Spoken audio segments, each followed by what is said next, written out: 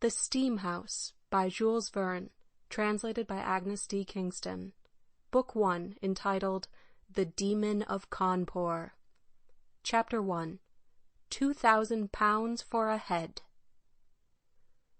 A reward of 2,000 pounds will be paid to anyone who will deliver up, dead or alive, one of the prime movers of the Sepoy revolt, at present known to be in the Bombay Presidency, the Nabob Dandu Pant, commonly called ... Such was the notice read by the inhabitants of Aurangabad on the evening of the 6th of March, 1867. A copy of the placard had been recently affixed to the wall of a lonely and ruined bungalow on the banks of the Dudhma, and already the corner of the paper bearing the second name, a name execrated by some, secretly admired by others, was gone. The name had been there, printed in large letters, but it was torn off by the hand of a solitary fakir who passed by that desolate spot. The name of the governor of the Bombay Presidency, countersigning that of the Viceroy of India, had also disappeared. What could have been the fakir's motive in doing this? By defacing the notice, did he hope that the rebel of 1857 would escape public prosecution and the consequences of the steps taken to secure his arrest? Could he imagine that a notoriety so terrible as his would vanish with the fragments of this scrap of paper? To suppose such a thing would have been madness. The notices were affixed in profusion to the walls of the houses, palaces, mosques, and hotels of Aurangabad.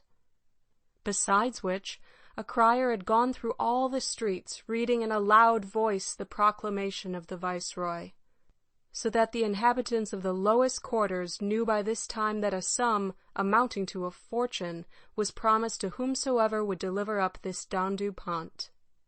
The name, annihilated in one solitary instance, would, before 12 hours were over, be proclaimed throughout the province.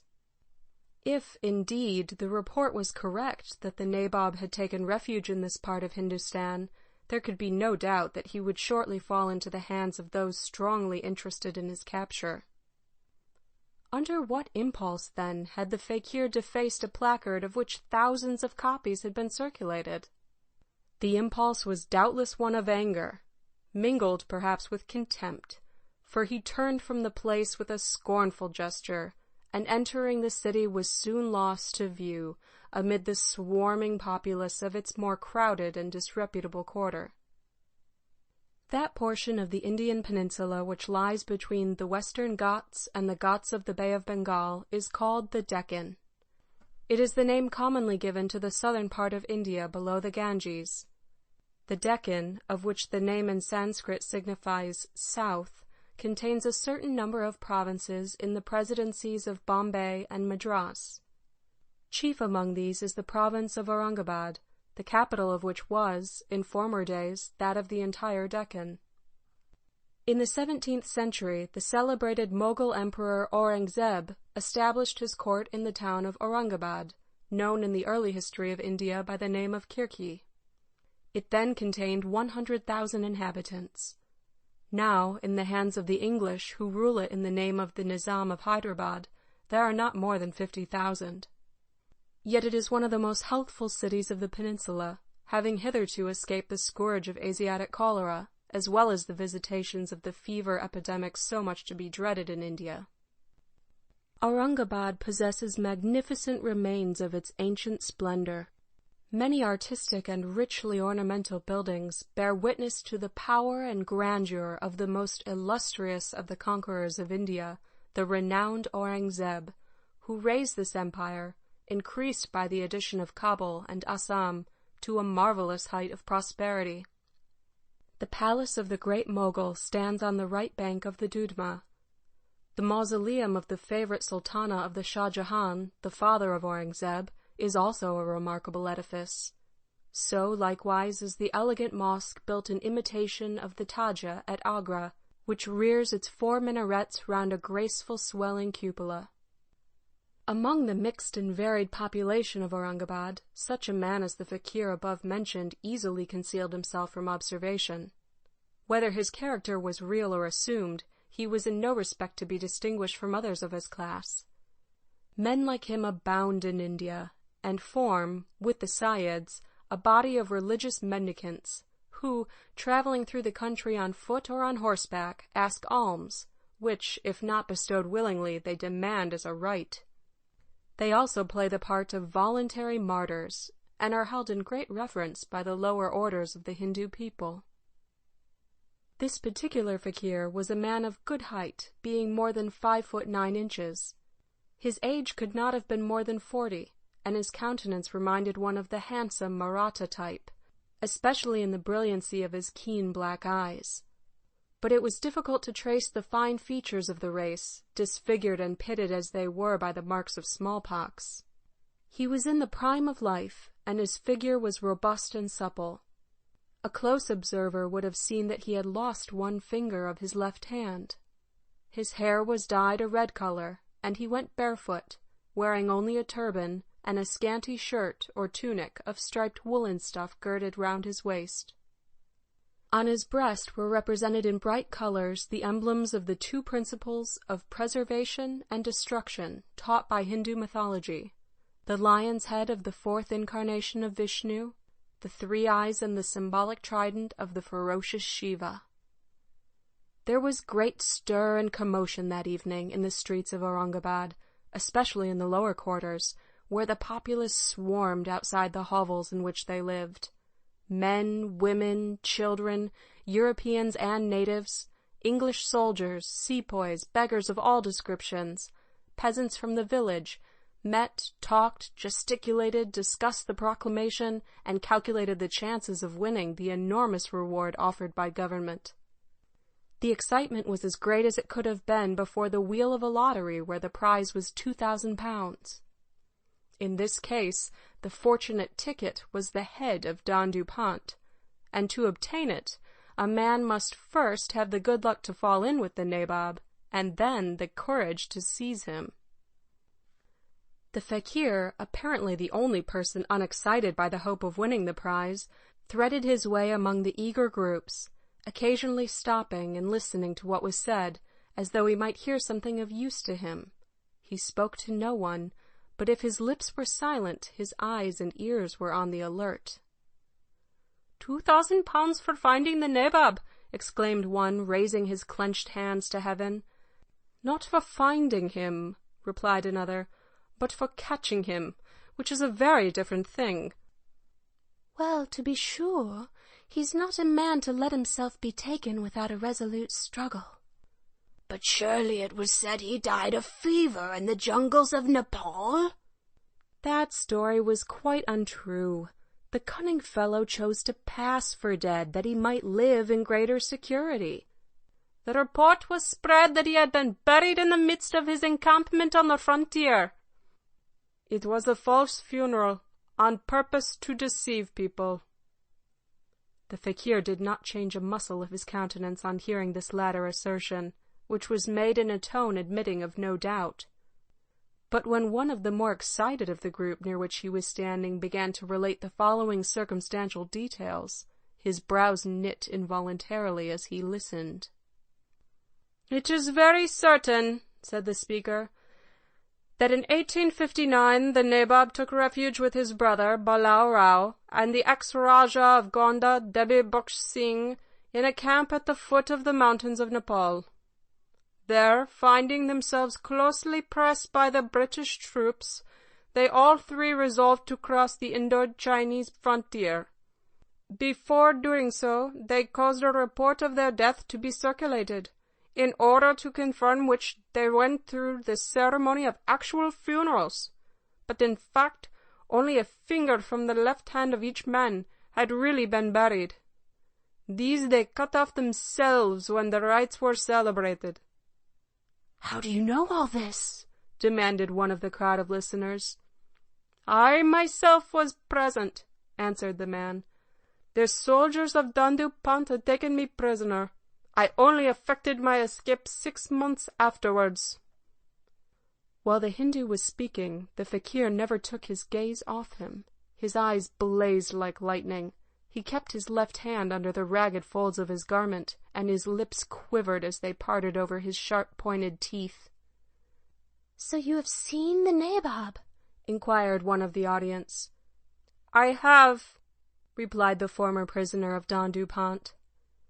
"And would know him for certain, if accident were to bring you face to face with him?" "Assuredly I would. I know him as well as I know myself."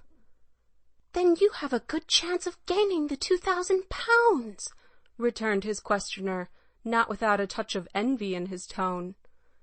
"Perhaps so," replied the Hindu, "if it be true that the nabob has been so imprudent as to venture into the presidency of Bombay, which to me appears very unlikely."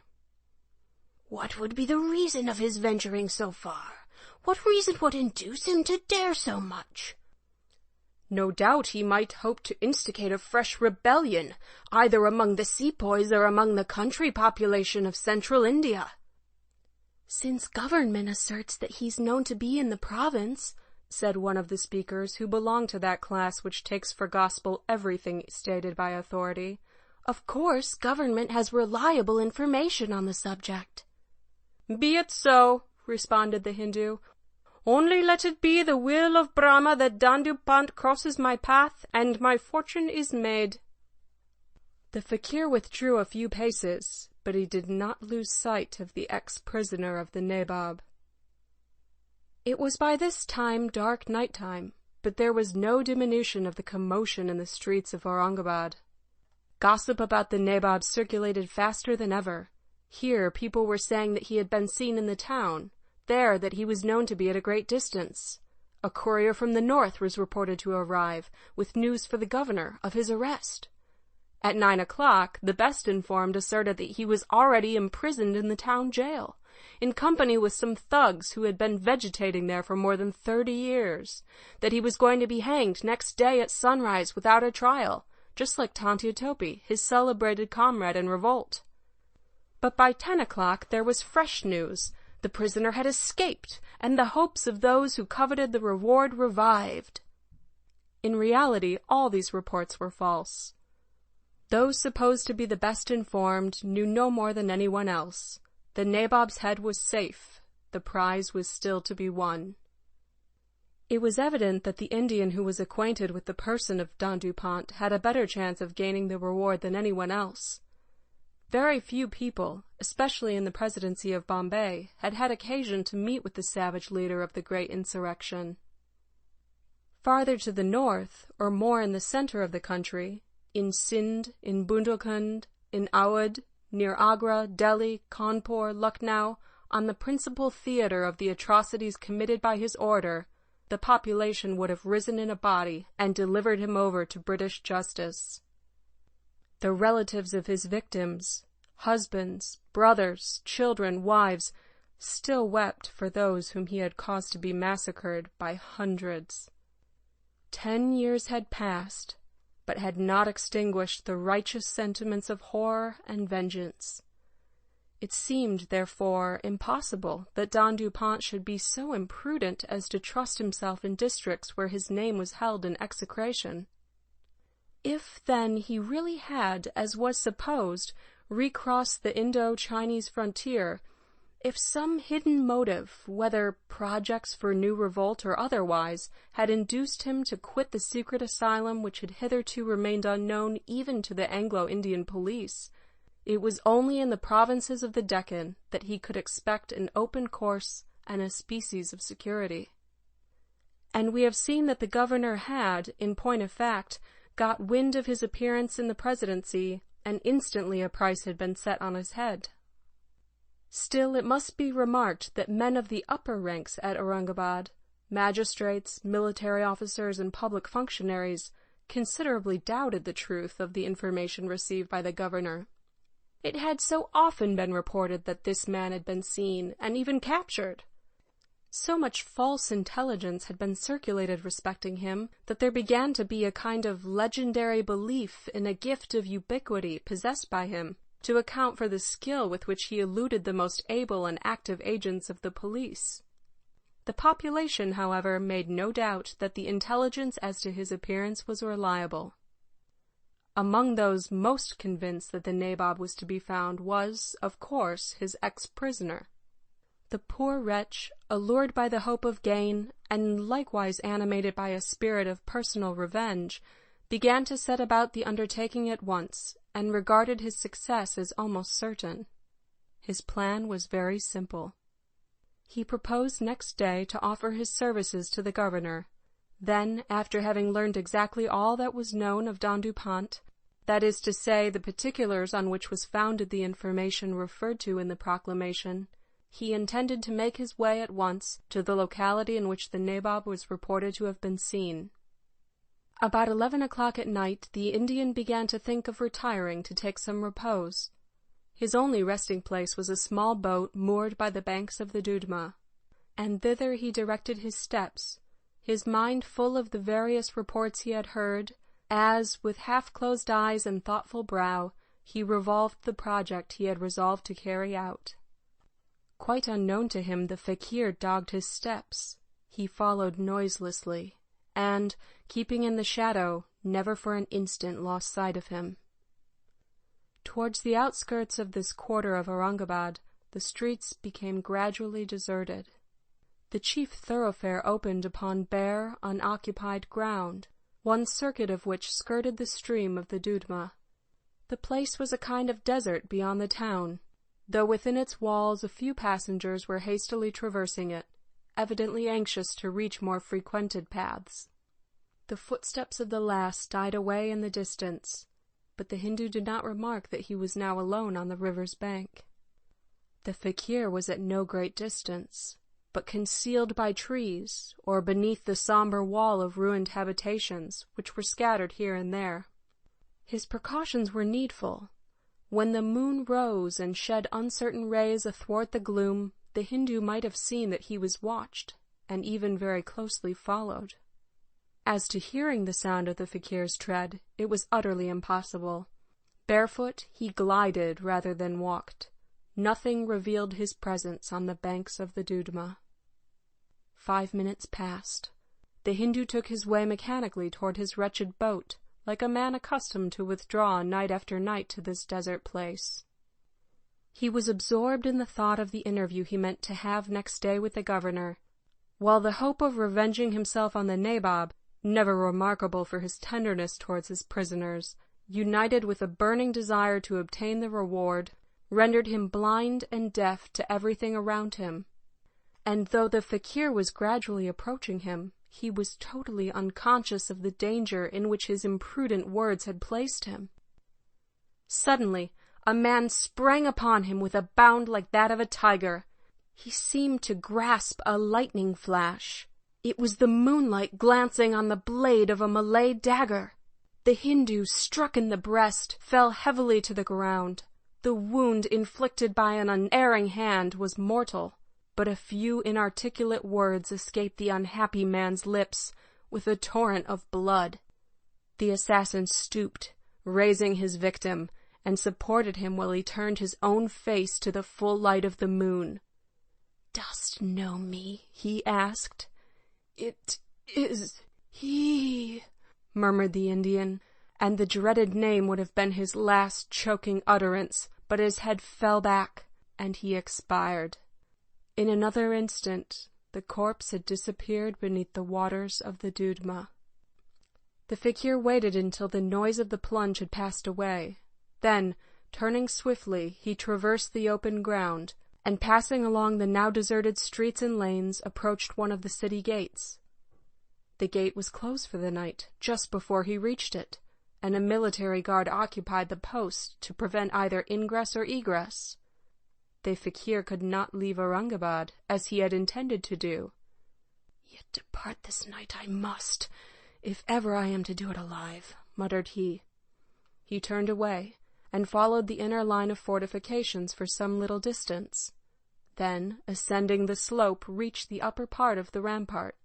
The crest towered 50 feet above the level of the fosse which lay between the scarp and counterscarp, and was devoid of any salient points or projections which could have afforded support. It seemed quite impossible that any man could descend without a rope, and the cord he wore as a girdle was but a few feet in length. He paused, glanced keenly round, and considered what was to be done. Great trees rise within the walls of Aurungabad, which seem set in a verdant frame of foliage. The branches of these being long and flexible, it might be possible to cling to one, and at great risk drop over the wall. No sooner did this idea occur to the fakir than, without a moment's hesitation, he plunged among the boughs, and soon reappeared outside the wall, holding a long pliable branch which he grasped midway, and which gradually bent beneath his weight. When the branch rested on the edge of the wall, the fakir began to let himself slowly downwards, as though he held a knotted rope in his hands. By this means he descended a considerable distance, but when close to the extremity of the bough, at least 30 feet still intervened between him and the ground. There he hung, swinging in the air by his outstretched arms, while his feet sought some crevice or rough stone for support. A flash! Another! The report of musketry! The sentries had perceived the fugitive and fired upon him. He was not hit, but a ball struck the branch which supported him and splintered it. In a few seconds it gave way, and down went the fakir into the fosse. Such a fearful fall would have killed another man. He was uninjured. To spring to his feet, dart up the slope of the counterscarp amid a storm of bullets, not one of which touched him, and vanish into the darkness, was mere play to the agile fugitive. At a distance of 2 miles he passed the cantonments of the English troops quartered outside Aurungabad. A couple of 100 paces beyond that he stopped, turned round, and stretching his mutilated hand toward the city, fiercely uttered these words: "Woe betide those who fall now into the power of Don Dupont. Englishmen have not seen the last of Nana Sahib." Nana Sahib! This name, the most formidable to which the revolt of 1857 had given a horrid notoriety, was there once more, flung like a haughty challenge at the conquerors of India. End of Book 1, Chapter 1.